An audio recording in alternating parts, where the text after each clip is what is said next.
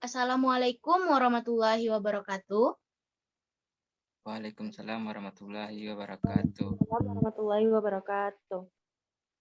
Saya Lailatul Fadila Sari sebagai moderator dari Saudara Diki Wahyudi Fikri yang akan melakukan seminar proposal pada hari ini, Kamis 19 Mei 2022 dengan judul Peningkatan Hasil Belajar Peserta Didik dalam Pembelajaran Tematik Terpadu dengan menggunakan model pembelajaran The Power of Two di kelas 5 SD Negeri 25 Gadut, Kabupaten Agam.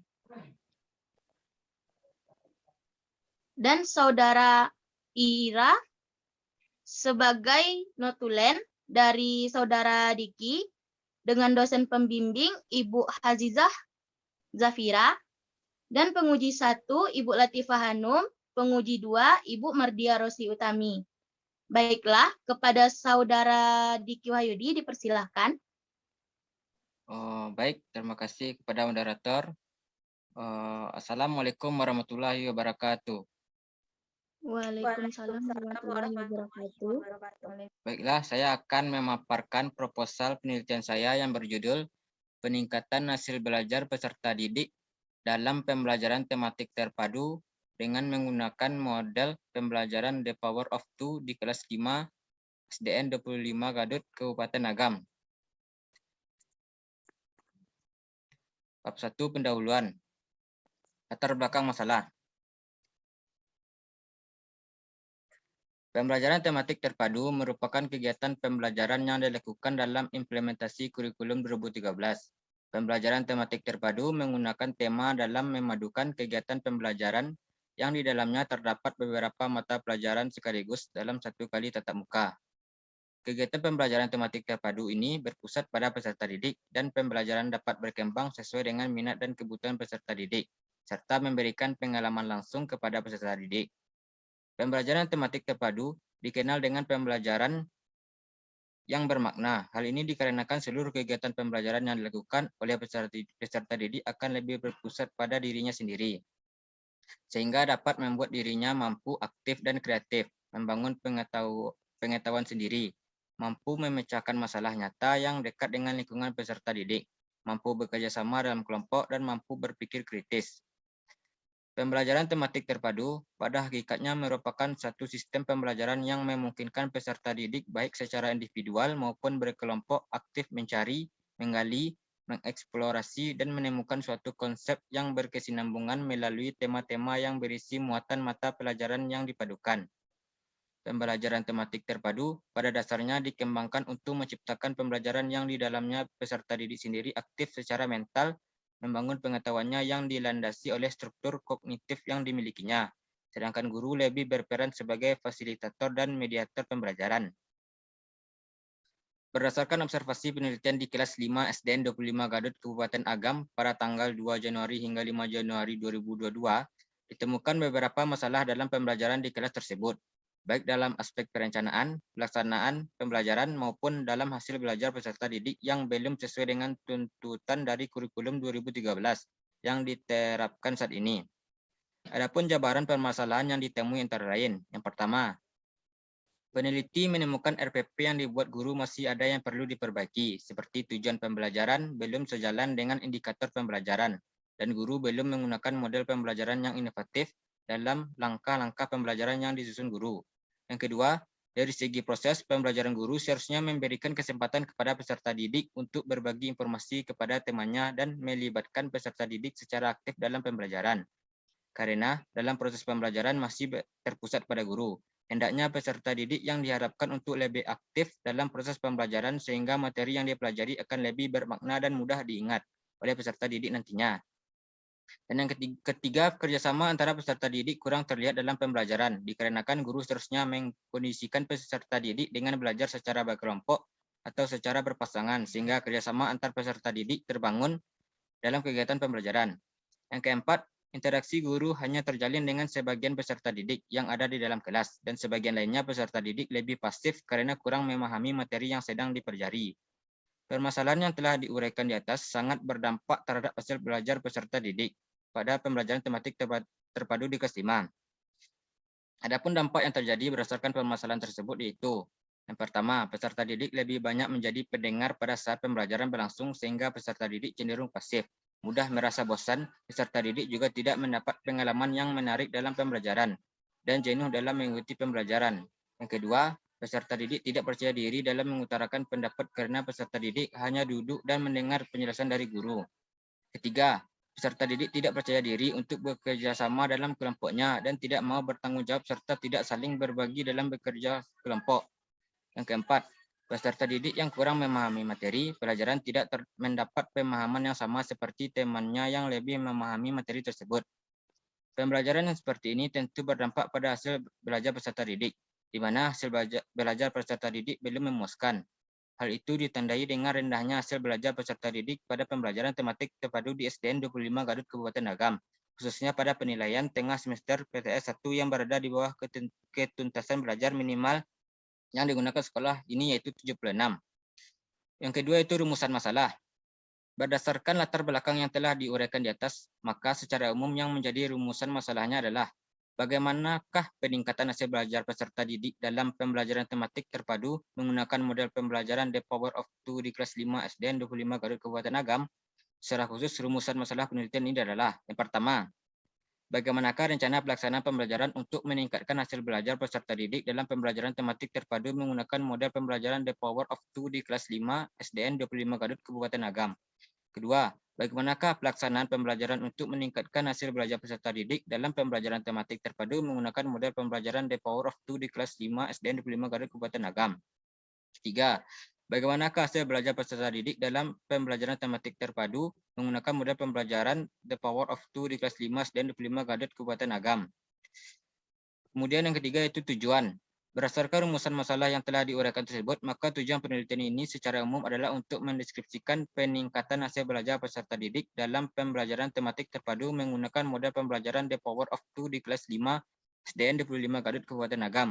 Tujuan lebih khususnya adalah untuk mendeskripsikan, pertama, rencana pelaksanaan pembelajaran tematik terpadu untuk meningkatkan hasil belajar peserta didik dengan model pembelajaran The Power of Two di kelas 5 SDN 25 Garut Kabupaten Agam. Kedua, pelaksanaan pembelajaran tematik terpadu untuk meningkatkan hasil belajar peserta didik dengan model pembelajaran The Power of Two di kelas 5 SDN 25 Garut Kabupaten Agam.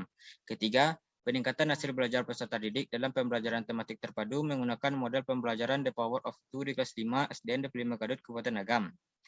Kemudian manfaat penelitian. Secara teoritis, hasil penelitian ini diharapkan dapat memberikan sumbangan bagi teori pembelajaran tematik terpadu di SD dengan menggunakan model The Power of Two. Secara praktis, hasil penelitian ini diharapkan akan bermanfaat bagi pembaca dan peneliti sebagai berikut. Yang pertama, bagi peneliti adalah untuk menambah pengetahuan, mengembangkan wawasan dalam memperbaiki dan meningkatkan hasil belajar peserta didik, serta menerapkan pelaksanaan kegiatan belajar dengan menggunakan model The Power of Two di sekolah dasar. Kedua, bagi guru, yaitu sebagai bahan masukan dalam meningkatkan efektivitas pelaksanaan pembelajaran tematik terpadu dan dapat melaksanakan pembelajaran tematik terpadu dengan menggunakan model The Power of Two di sekolah dasar. Yang ketiga, bagi peserta didik, yaitu dapat menambah pengetahuan peserta didik, dapat melatih keaktifan peserta didik dalam belajar sehingga dapat merangsang peserta didik untuk aktif mengembangkan potensinya serta memberikan pengalaman belajar secara langsung dan menyenangkan bagi peserta didik di sekolah dasar. Yang keempat, bagi sekolah, yaitu dapat memberi masukan tentang perlunya peningkatan kemampuan guru dalam penerapan variasi model pembelajaran terutama dalam penggunaan model The Power of Two dalam pembelajaran tematik terpadu demi peningkatan hasil belajar peserta didik. Yang kelima, bagi pembaca, dijadikan sebagai penambahan wawasan dan bahan pertimbangan untuk tugas-tugasnya. Bab 2. Kajian teori dan kerangka teoritis. Yang pertama itu kajian teori. Di sini sudah ada kerangka teori penelitian yang dibagi 3, yaitu perencanaan, pelaksanaan, dan penilaian. Yang pertama itu pengertian hasil belajar. Hasil belajar adalah kemampuan yang dicapai atau dikuasai oleh peserta didik setelah mengikuti proses pembelajaran yang dapat dilihat dari perubahan-perubahan yang terjadi pada peserta didik tersebut meliputi aspek sikap, pengetahuan, dan keterampilan. Kemudian jenis-jenis hasil belajar. Jenis-jenis hasil belajar yaitu ranah sikap, ranah pengetahuan, dan ranah keterampilan. Tujuan hasil belajar yaitu hasil belajar mempunyai tujuan untuk mengetahui kemampuan peserta didik dalam memahami sesuatu materi pembelajaran serta memberikan informasi sejauh mana kemajuan peserta didik dalam upaya mencapai tujuan belajar. Faktor yang mempengaruhi hasil belajar. Menurut Purwanto, tahun 2015, halaman 102 mengatakan bahwa faktor-faktor yang mempengaruhi belajar dibedakan menjadi dua golongan. Satu, faktor yang ada pada diri organisme itu sendiri atau yang kita sebut dengan faktor individual. Yang termasuk faktor individual antara lain faktor kematangan atau pertumbuhan, kecerdasan, latihan, motivasi, dan faktor pribadi. Faktor yang ada di luar individu atau yang kita sebut faktor sosial. Yang kedua, yang termasuk faktor sosial antara lain faktor keluarga atau rumah tangga, guru, dan cara mengajarnya. Alat-alat yang dipergunakan dalam belajar mengajar, lingkungan dan kesempatan yang tersedia dalam motivasi sosial. Yang kedua itu pengertian pembelajaran tematik. Pembelajaran tematik terpadu merupakan pembelajaran yang memadukan beberapa mata pelajaran ke dalam sebuah tema. Tema yang dipelajari dikaitkan dengan kehidupan sehari-hari siswa agar tercipta pembelajaran yang lebih bermakna bagi siswa. Tujuan pembelajaran tematik terpadu. Pembelajaran tematik terpadu bertujuan untuk memudahkan peserta didik dalam memahami materi pelajaran karena cara berpikir peserta didik tingkat sekolah dasar yang masih belajar secara holistik dan menjadikan peserta didik lebih antusias dalam mengikuti proses pembelajaran serta mengembangkan berbagai kemampuan peserta didik dalam tema tertentu. Kemudian prinsip pembelajaran tematik terpadu. Pembelajaran tematik terpadu memiliki beberapa prinsip, yaitu yang pertama, pembelajaran tematik terpadu memiliki tema sebagai alat pemersatu beberapa materi pelajaran yang disesuaikan dengan kehidupan sehari-hari peserta didik. Kedua, menggunakan prinsip belajar sambil bermain dan menyenangkan. Tiga, mempertimbangkan karakter peserta didik seperti minat, kemampuan, kebutuhan, dan pengetahuan awal. Dan yang keempat, memberikan pengalaman langsung yang bermakna bagi peserta didik. Kemudian karakteristik pembelajaran tematik. Menurut Majid tahun 2014, terdapat beberapa karakteristik pembelajaran tematik di sekolah dasar. Karakteristik tersebut ialah sebagai berikut. Berpusat pada siswa, memberikan pengalaman langsung, memisahkan mata pelajaran tidak begitu jelas, menyajikan konsep dari berbagai mata pelajaran, bersifat fleksibel, menggunakan prinsip belajar sambil bermain dan menyenangkan. Kemudian itu model pembelajaran The Power of Two. Pengertian model pembelajaran The Power of Two yaitu The Power of Two merupakan salah satu model pembelajaran berkelompok yang dalam pembagian kelompoknya peserta didik terdiri dari dua orang atau berpasangan. Dengan model ini peserta didik dituntut untuk terlibat aktif bekerja dengan pasangannya dan menuntut peserta didik bertanggung jawab terhadap tugas yang diberikan kepada kelompoknya sehingga semua peserta didik aktif dalam proses pembelajaran. Tujuan model pembelajaran The Power of Two. Model pembelajaran The Power of Two bertujuan agar menambah pengetahuan peserta didik, dapat melatih keaktifan peserta didik dalam belajar sehingga dapat merangsang peserta didik untuk aktif mengembangkan potensinya, serta memberikan pengalaman belajar serta langsung dan menyenangkan bagi peserta didik di sekolah dasar. C. Karakteristik The Power of Two. Karakteristik utama The Power of Two sebagai pembelajaran aktif menurut Junaidi dan kawan-kawan tahun 2006 halaman 12-15 adalah 1. Pembelajaran tidak ditekankan kepada penyampaian informasi oleh guru, melainkan pada eksplorasi informasi dan pengembangan konsep oleh peserta didik. 2. Kondisi pembelajaran mendukung atau kondusif mengembangkan keterbukaan dan penghargaan terhadap semua gagasan peserta didik. Yang ketiga, peserta didik tidak hanya mendengarkan ceramah secara pasif, melainkan mengerjakan berbagai hal, membaca, bereksperimen, dan berdiskusi yang berkaitan dengan materi pembelajaran. Keempat, peserta didik dilibatkan dalam kegiatan kooperatif yang membutuhkan tanggung jawab individual sekaligus ketergantungan positif antar kelompok. Yang kelima, peserta didik dirangsang untuk menggunakan kemampuan berpikir kritis, analisis, dan evaluatif. Keenam, peserta didik terlibat dengan pemanfaatan berbagai sumber belajar baik di dalam maupun di luar kelas. Ketujuh, guru mendapatkan umpan balik yang lebih cepat tentang proses dan hasil belajar. Yang D, langkah-langkah model pembelajaran The Power of Two. Menurut Silberman tahun 2011 halaman 161, langkah-langkah The Power of the Two adalah 1. Berilah peserta didik satu atau lebih pertanyaan yang membutuhkan refleksi dan pikiran. 2. Mintalah peserta didik untuk menjawab pertanyaan sendiri-sendiri. 3. Setelah semua melengkapi jawabannya, bentuklah ke dalam pasangan dan mintalah mereka untuk berbagi jawaban dengan yang lain. Keempat, mintalah yang pasangan tersebut membuat jawaban baru untuk masing-masing pertanyaan yang dengan memperbaiki respon masing-masing individu. Kelima, ketika semua pasangan selesai menulis jawaban baru, bandingkan jawaban dari masing-masing pasangan ke pasangan lain. Kemudian bab 3, metodologi penelitian. Pertama itu setting penelitian, yaitu tempat penelitian. Penelitian ini dilakukan dalam 2 siklus, di mana siklus 1 terdiri dari 2 kali pertemuan, yaitu pertemuan 1 pada hari Selasa tanggal 9 Maret tahun 2022, pertemuan 2 pada hari Senin tanggal 15 Maret 2022, dan siklus 2 terdiri dari 1 kali pertemuan pada hari Sabtu tanggal 20 Maret 2022. Penelitian ini meliputi penyusunan proposal pelaksanaan di lapangan serta penyusunan laporan penelitian.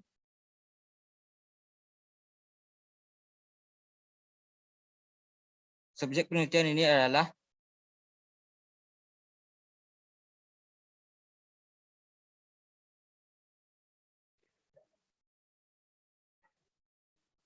penelitian adalah guru dan peserta didik di kelas 5 SDN 25 Garut Kabupaten Agam dengan jumlah peserta didik 22 orang, di antaranya 11 orang laki-laki dan 11 orang perempuan.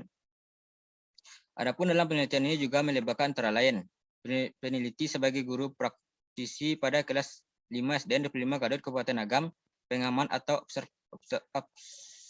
observer yakni guru kelas 5 SDN 25 Garut Kabupaten Agam yang melakukan pengamatan dan mengisi lembar pengamatan selama proses pembelajaran berlangsung. 3. Waktu dan lama penelitian. Penelitian dilakukan dalam siklus di mana siklus 1 terdiri dari 2 kali pertemuan, yaitu pertemuan 1 pada hari Selasa tanggal 9 Maret 2022, pertemuan 2 di hari Senin tanggal 15 Maret 2022, dan siklus kedua terdiri dari 1 kali pertemuan pada hari Sabtu tanggal 20 Maret 2022. Kemudian 2. Rancangan penelitian, pendekatan dan jenis penelitian. Penelitian ini merupakan penelitian tindakan kelas PTK dengan menggunakan pendekatan kualitatif dan kuantitatif. Jenis penelitian yang peneliti lakukan adalah peneliti tindakan kelas atau PTK, yaitu suatu penelitian yang bertujuan untuk memecahkan permasalahan yang terjadi di dalam kelas serta meningkatkan mutu pendidikan dengan melakukan perubahan dan perbaikan pembelajaran. Kemudian alur penelitian di sini saya sudah memaparkan bagian alur penelitian tindakan kelas. Selanjutnya itu prosedur penelitian yang terdiri dari atas perencanaan, pelaksanaan, pengamatan, refleksi. Kemudian data dan sumber data. Itu terdapat data penelitian dan sumber data penelitian yang sudah saya paparkan di proposal penelitian. Yang kelima, teknik pengumpulan data dan instrumen penelitian. Terbagi atas 2, yaitu teknik pengumpulan data, observasi, tes, dan non-tes, dan instrumen penilaian, lembar penilaian RPP, lembar observasi, lembar tes, dan non-tes. Dan yang keenam adalah analisis data. Pertama, menelaah data yang telah terkumpul baik melalui observasi dan tes dengan melakukan proses transkripsi hasil pengamatan, penyeleksian, dan pemilihan data. Mereduksi data meliputi pengkategorian dan pengklasifikasian. Yang ketiga, menyajikan data akan dilakukan dengan cara mengorganisasikan informasi yang sudah direduksi data tersebut mula-mula disajikan terpisah. Yang keempat, menyimpulkan hasil penelitian. Tindakan ini merupakan penyimpulan akhir peneliti, diikuti dengan pengujian temuan penelitian. Kemudian menghitung persentase hasil penghitungan keterampilan dan sikap. Dengan rumus nilai sama dengan jumlah skor yang diperoleh dibagi jumlah skor maksimal dikali 100%. Kriteria taraf keberhasilan peringkat sangat baik, baik, cukup, kurang. Sekian paparan dari proposal penelitian saya kembalikan kepada moderator.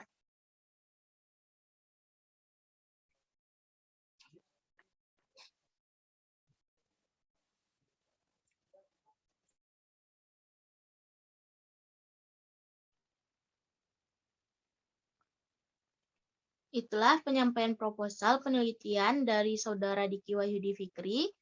Selanjutnya kami minta kepada peserta untuk menyanggah atau memberi saran dan bertanya kepada penyaji. Kepada peserta yang ingin menyanggah, memberi saran dan bertanya dipersilahkan.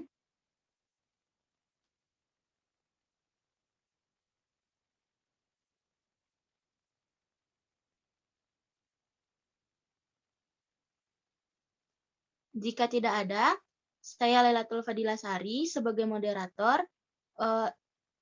undur diri. Wassalamualaikum warahmatullahi wabarakatuh. Waalaikumsalam warahmatullahi Waalaikumsalam wabarakatuh. warahmatullahi wabarakatuh.